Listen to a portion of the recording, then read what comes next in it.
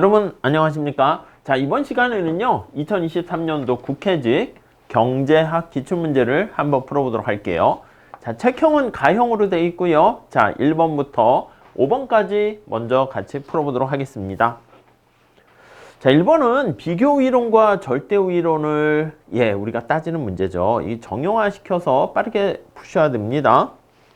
자, A와 B 두 사람이 고기와 과일을 생산할 수 있는데 두 재화의 생산량은 모두 시간에 비례합니다. 시간을 많이 투입할수록 생산량이 증가하나 보죠. 자, 여기 숫자가 투입된 시간인지 아니면 시간을 투입했을 때 얻게 된 아웃풋 Q인지 그걸 따져야 돼요.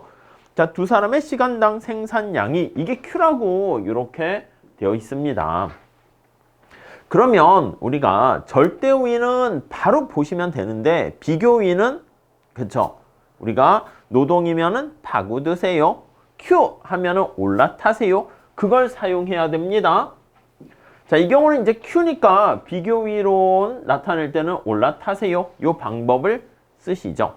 자, 먼저 우선 1번 봅시다. 1번, 2번이 절대우위 관련한 얘기가 되겠습니다. 자, 절대우위는요, 지금 이게 Q로 되어 있기 때문에 Q 값이 클수록 그게 바로 절대우위가 있다. 이렇게 보시면 되잖아요. 자, 고기와 관련해서요, A가 B보다 값이 크니까 A가 절대우위가 있고요. 과일도 A가 절대우위가 있습니다. 자, 여기서 정리를 하게 되면 절대우위 측면에서 봤을 때는 자, 고기는 누가 절대우위가 있다? A가 절대우위가 있고요. 과일은 누가 절대우위가 있다? A가 절대우위가 있다. 그러니까 A가 모두 절대우위가 있어요. 자, 여기서 1번의 B는 과일의 절대우위 아닙니다. 오케이? A는 과일에만 아닙니다. A가 과일과 고기 모두 절대우위에 있습니다. 오케이? 이해 가시죠? 자, 그 다음에 이제 비교우위를 한번 따져보도록 할게요. 여러분, 비교우위는 어떻게 체크합니까? 올라타세요. 이렇게 보시면 돼. 이렇게 하면 안 돼요. 이렇게 하면 안 되고 A가 고기 생산할까? 과일 생산할까? 그랬을 때 고기 생산과 관련한 기회비용을 과일로 표현하는 거야. 그러면 요 4라는 과일이 위로 올라가면 됩니다. 이렇게 하세요. 이렇게. 자, 고기가 위로 올라갑니다. 이해되셨죠? 자, B도 볼게요. B도 고기 생산에 대한 기회비용을 과일로 표현하면 3이 위로 올라가고요. 1이 위로 올라갑니다. 됐습니까? 자, 이랬을 때 우리가 이게 바로 기회비용으로 바꾼 겁니다. 그러면 따지는 거야. 고기 생산할 때 A는 2가 드는데 B는 3이 들어요. 그러니까 A가 훨씬 더 기회비용으로 바꿨으니까 작을수록 좋은 거죠. 그래서 A가 고기에 비교위가 있으면 과일은 여기 나와 있는 것처럼 B가 비교위가 있다. 이렇게 보시면 돼요. 이해 가시죠? 그래서 비교위를 가지고 이제 판단을 합니다. 자, 그러면 지금 얘기한 것처럼 고기는 누가 비교위가 있다? A. 과일은 B가 비교위가 있다. 이렇게 보시면 되겠습니다. 자, 그래서 3번. 자, B는 과일 생산에 비교위가 있다. 그렇죠. 맞죠? 오케이. 됐죠? 다음 4번. A는 고기와 과일 모두의 여러분, A가 모두 절대우위에 있다 하면은 맞겠지만 비교위는 어떤 한 사람이 둘 다 비교위를 가질 수 없어요. 비교라는 것은 상대적이잖아요. 오케이? 자, 다음에 5번. 고기 1kg을 과일 1kg과 교환하는 조건이면은 두 사람의 거래가 발생한다. 여러분, 교환 비율, 교역 조건 중요하다고 그랬죠. 어떻게 보냐면 고기 같은 경우는 교역 조건이 이렇게 됩니다. 자, 그러면 고기 같은 경우에 교역 조건은 교환 비율은 자, 저기서는 고기든 아니면 과일이든 상관없이 1대1이니까 1대1로 교환되는데 여기서는 3과 2, 2와 3 사이가 됩니다. 사이에서 이루어질 것이고요. 2나 3이 되면 어느 한 사람이 어떤 무역의 이익을 다 가져가요. 자, 그 다음 마찬가지입니다. 여기 보시면 과일 같은 경우는 이렇게 얘기를 해야 됩니다. 자, 그래서 과일의 교육 조건은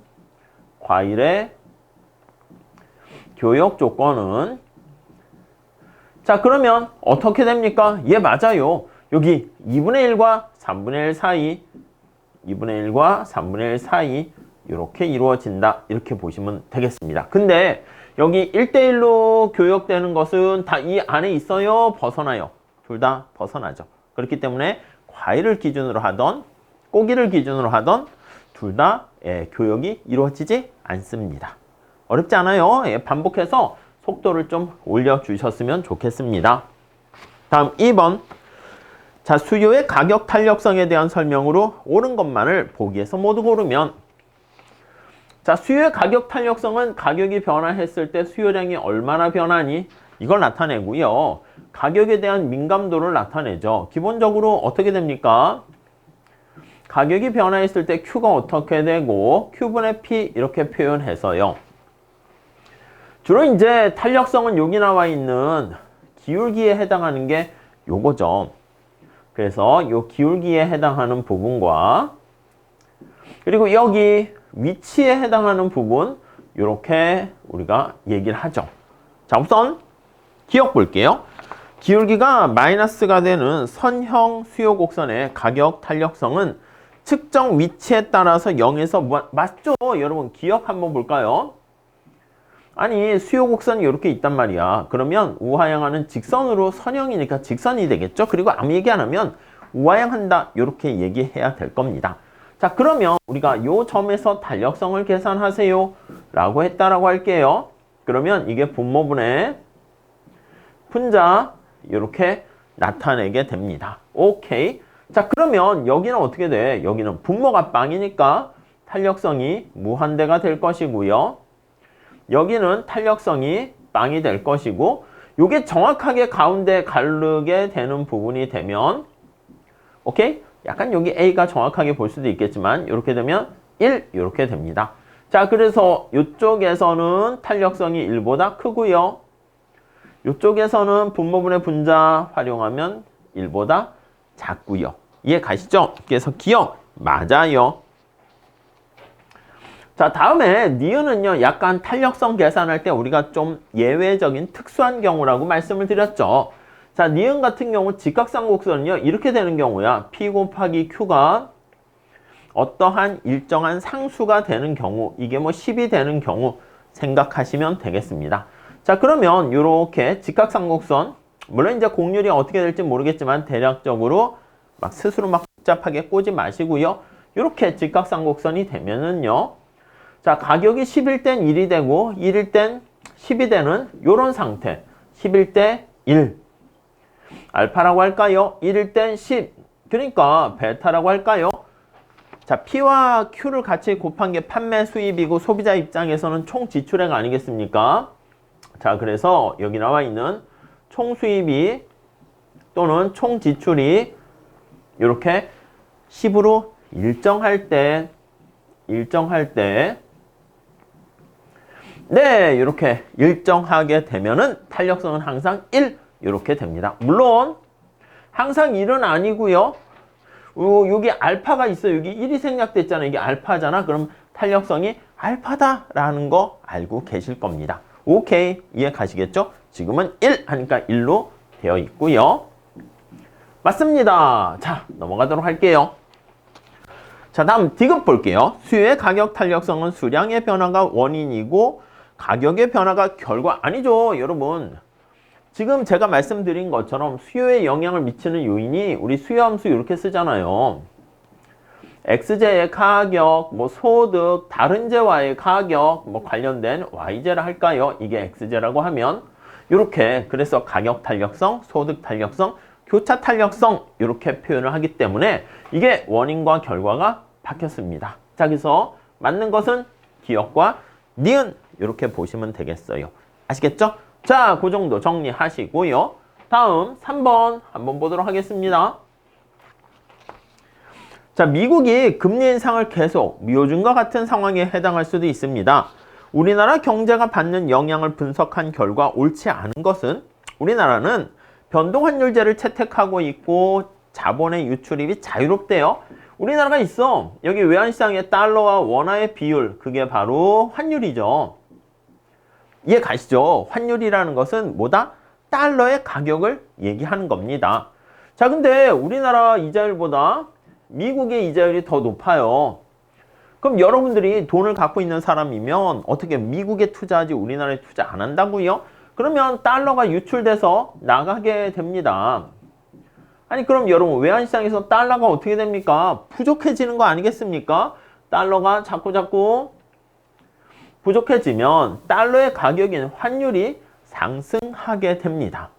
여러분 환율이 상승한다는 것은 우리나라 돈 1달러짜리가 1,000원에서 1,500원이 됐다 그러면 1달러의 가격이 비싸지는 거니까 1달러 얻기 위해선 1원짜리 1,000개 줬어야 되는데 1,500개 줘야 된다는 거니까 원화의 가치는 떨어지게 되는 겁니다. 그래서 환율로 표현하게 되면 달러의 가격이 인상되었다 이렇게 표현하고요. 아니면 우리나라 원화가 달러를 기준으로 봤을 때 평가를 해보면 절하가 되었다 이렇게 표현을 할 수가 있죠. 이해 가시겠죠? 여러분 이렇게 환율이 인상하게 되면요. 달러의 가격이 비싸지는 거예요. 그렇게 되면 미국 물건의 가격이 비싸져서 수출품의 가격은 하락하게 되고요. 수입품의 가격은 임포트 가격이죠. 상승하게 됩니다. 아니 그러면 미국 물건의 가격이 비싸지고 그럼 우리나라 입장에서는 미국 물건 사기가 힘드니까 수입이 감소하고 외국 사람 입장에서 봤을 때는 그렇죠. 우리나라 물건이 싸졌으니까 순수출이 증가한다라는 것을 알 수가 있겠습니다. 오케이 이해 가시겠죠? 자 그렇게 정리를 하게 되면 우선 1번 자본이 유출된다. 달러가 밖으로 나갑니다. 원화 가치는 평가 절하 이렇게 되는 것이고요. 맞죠? 자 그러면 여기 보시면 국내 금리가 이걸 막기 위해서는 어쩔 수 없이요. 아니면 여기 이렇게 보시면 돼요. 순수출이 증가하잖아. 이게 우리 ISLN 곡선 그렇게 같이 보도록 할게요. 그러면 IS가 우측으로 이동하게 됩니다.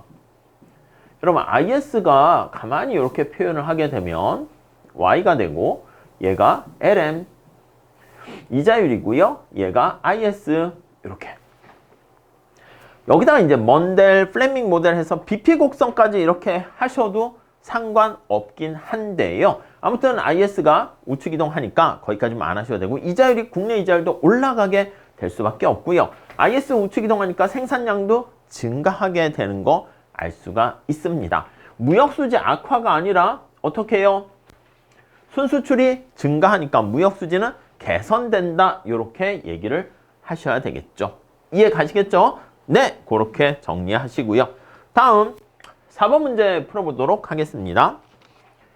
자, 게임의 상황에 있는 경기자 X, Y. 지금 보시면 X, Y가 두 경기자고요. 각각의 전략이 소문자 A, B, C, D 이렇게 있습니다. 그리고 그 전략에 따른 보수, 페이오프가 여기 숫자로 표시가 되어 있고요. 오케이? 자, 우리 이제 관례상 그렇게 얘기합니다. 얘기를 하지 않아도 괄호 안에 첫 번째 숫자가 X의 보수고요. 두 번째 숫자가 Y의 보수다 라고 보시면 되겠습니다. 자, 우선 여기 보시면 기본적으로 쫙 스캔해 보면 5월 전략, 내시 균형 뭐 이런 거 따지고 있잖아요. 그러니까 한번 먼저 동시형 게임에서 사이먼 정규 형태로 표현하는 거죠. 5월 전략과 내시 균형이 있나 볼까요? 자, 만약에 Y가 C를 선택했다 합시다. 그럼 A를 하면 6인데 B를 하면 12잖아. 12가 더 크죠? 오케이? D를 선택했어. A를 하면 2인데 B를 하면 4네. 4를 선택하는 게 훨씬 더 좋죠. 자, Y 입장에서 봅시다. X가 A라는 전략을 실시했어. 그러면 C를 선택하면 7인데 D를 하면 3이야. 요걸 선택하네요. 자, B를 선택하게 되면 요걸 선택하네요. 자, 5월 전략 균형 있어요? 없어요? 없지. 우선 여기 X 입장에서 5월 전략은 있지만 균형 자체는 없습니다. 5월 전략 균형은 없고요. 내시 균형은 어떻게 되겠습니까? 내시 균형은 동그라미 두 개 같이 있는 걸 선택해야 되겠죠? 자, 그러니까 4와 6 이렇게 됩니다. 오케이? 자, 그러면 문제 보기 좀 볼게요. 경기자 Y는 유일한 우월 전략을 갖는다. 아니요. Y는 우월 전략이 없어. X가 우월 전략이 있다. 이렇게 표현을 해야 되고요. 2번. 내시 균형은 하나이며. 예, 그거까지는 오케이. 근데 여러분 이게 파레토 효율적인가? 이렇게 물어봤습니다. 파레토 효율적이냐 여부는요. 더 이상 파레토 개선이 가능한가? 이걸 따져야 돼요. 파레토 개선이 어떻게 가능한 영역이 있습니까? 예, 여기 보세요. 여기서 만약에 이쪽으로 갔다라고 하면은 X, Y 두 사람 모두 윈 이게 가능해요. 그래서 파레토 개선이 가능함으로 그래서 파레토 효율적은 아니다. 이렇게 볼 수가 있습니다. 오케이? 자, 그 다음에 3번. 죄인의 딜레마와 동일한 구조를 갖는 게임이다. 여러분 약간 비슷하긴 하지만 파레토 개선이 가능한데 가지 못했잖아. 근데 죄인의 딜레마 할 때는요. 사실 좋은 건 아니지. 둘 다 우월 전략이자 내시 균형이 4와 6 이런 꼴로 나타나야 돼요. 여기서는 우월 전략이 없잖아. 그러니까 죄인의 딜레마랑 똑같은 경우는 아니다. 이렇게 보셔야 됩니다. 오케이. 다음 4번 볼게요. 내시 균형에서 Y는 내시 균형에서 D를 선택하네요. D, C가 아니네요.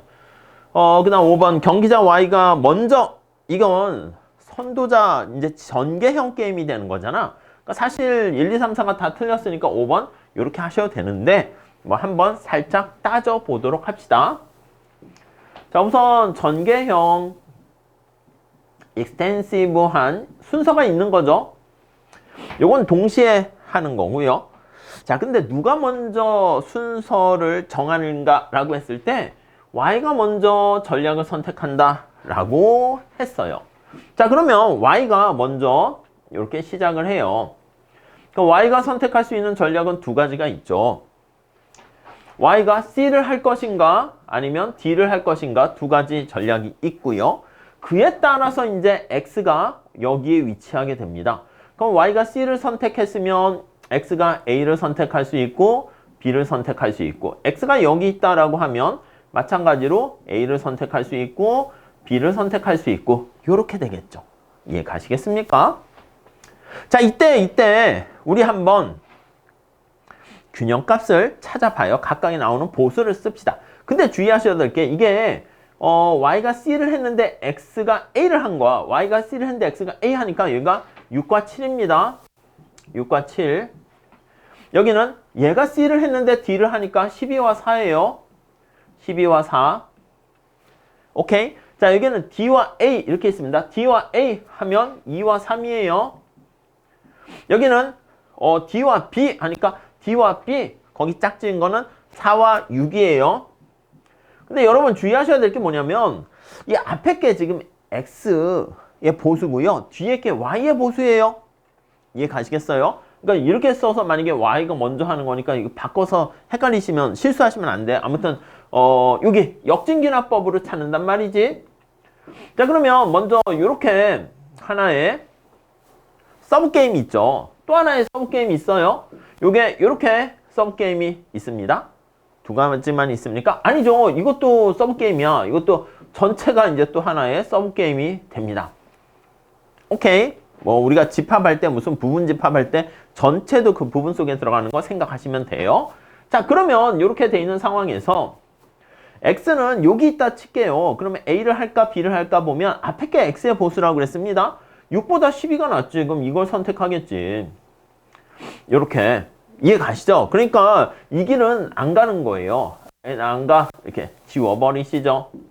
자, 그 다음에 만약에 X가 여기 있어. A를 할까 B 할까 그러면 A 하면 2인데 B 하면 4잖아. 4가 더 크네. 이걸 선택하겠죠. 이해 가시죠? 자, 그러면 이거 지우고요. 그러면 Y 입장에서 자기가 C를 하면 1, 2 갈 거니까 4가 되고 D를 하면 1, 2 갈 거니까 6이 됩니다. 그럼 어딜 가요? 이쪽을 가겠죠. 자, 그러면 이렇게 전개형 게임에서요. Y가 먼저 진입을 하게 되면요. 선발자가 되면요. 4와 6 해서 결과는 지금 똑같은 결과가 나온다라는 거 알 수가 있을 겁니다. 오케이, 이해 가시죠? 좀 잘 체크해 주세요. 어렵진 않지만 그래도 전개형 게임 거기다 어디까지 더 가야 됩니까? 이게 원샷 게임인데 원샷 게임이 아니라 리피티드 게임이 되었을 때 어떻게 되는가? 거기까지도 정리를 해 주시면 좋겠습니다. 자, 그 다음에 5번. 가격 소비 곡선에 대한 설명으로 옳은 것만을 보기에서 모두 고르면 여러분 소비자의 선택은 어떻게 됩니까? 주어진 예산 제약 하에서 효용을 극대화하는 선택을 합니다. 소득이라 할게요. 그럼 X에 Y에 지출하는 금액이 있고요. 효용을 극대화합니다. 자, 소비자 입장에서는요. XY를 바구니에서 담을 수 있고요. 시장에서 결정된 소득이라든가 XY 가격은 다 주어져 있다는 거 아실 겁니다. 자, 그래서 효용 극대화되는 선택을 보면요. 여기가 X. 와, 이게 내생 변수야. 주어진 예산 제약 하에서 효용 극대화하는 요 선택. 여기를 A라고 할게요. 자, 그랬을 때 여러분 이게 효용을 나타내는 무차별 곡선이 되는데 외부적인 충격이 뭐가 발생할 수 있을까요? 하면은 그치, 우리가 이제 크게 한 두 가지 정도만 보면 돼요. 하나는 뭡니까? 소득이 변화했을 때, 증가했을 때로 할게요. 소득이 변하게 되면 예산선의 기울기는 변함없으니까 예산선은 평행하게 이렇게 이동을 할 겁니다. 이해 가시겠죠? 그러면 XY 효용 극대화되는 선택을 찾았을 때 이 점들을 이렇게 연결할 수 있고요. 이걸 뭐라 그런다? ICC. 약자 정리하시죠. 소득, 인컴, 컨섬션 커브다. 이렇게 보시면 되겠습니다. 자, 이렇게 원점을 통과하는 방사선의 직선이 되면 이때는 많이 잘 하셨겠지만 X에 대한 소득 탄력성이 1이고 Y에 대한 소득 탄력성도 1이다. 이렇게 얘기했습니다. 자, 그런데 소득은 가만히 있고요. XY의 상대 가격이 변하는데 X의 가격이 하락했을 때 이렇게 할게요. X의 가격만 하락했을 때 아니 그러면 여러분 여기다 그림을 좀 크게 그리면 여기가 X가 있고 Y가 있는데 X의 가격이 하락하니까 여기 수직축 얘는 고정돼 있다니까요. 이거는 소득 M을 가지고 Y의 가격으로 나눠주는 거 아니겠습니까? X의 가격이 하락하게 되면요. 예산선 자체가 이런 식으로 변해요. 하나만 더 할까요? 이런 식으로 변해요. 오케이? 자, 그랬을 때 효용 극대화되는 선택점을 연결하는 건데 제가 뭘 기준으로 봐달라고 말씀을 드렸습니까? 그래요. 맞아요. 여기 나와 있는 것처럼 수평일 때 기준으로 놓고 보셔야 되는 겁니다. 자, 그래서 효용 극대화되는 무차별 곡선을 여기다 표현하면 이렇게 되는 거예요. 자, 이해 가세요? 여기 A라고 할게요. 여기 B라고 할게요. 여기 C라고 할게요. 자, 그래서 정리를 하게 되면 이렇게 PCC가 수평이 되었다. 요걸 기준으로 해달라고 말씀을 드렸죠. 자, 그래서 PCC 이렇게 표현을 하고요. 프라이스 컨섬션 커브 가격이 변했을 때고요. 얘가 수평이면 이건 뭐 거의 암기하셨겠죠. 워낙 많이 봐가지고요. 요걸 보셔야 돼. Y의 소비량이 일정하다는 걸 보셔야 됩니다. 자, 여기서 얘마저 고정이 됩니다. 이해 가세요? 그러면 Y의 지출액이 일정한 거 보이세요? Y의 가격은 고정돼 있는데 Y의 소비량도 일정하단 말이야. 아니 소득도 고정됐고 지금 X의 가격만 하락했을 때 지금 이렇게 한 거 원래는 쟤도 고정돼 있었지만 외부적인 충격이 하락하는 걸로 충격이 됐습니다. 자, 저거식을 다시 한번 정리합니다. 정리하게 되면 저거 YJ 지출하는 금액 전리 넘겨요. 그럼 소득 M 마이너스 YJ 지출하는 금액이 일정한 상수가 된다니까 우리 앞에서 봤었던 탄력성처럼.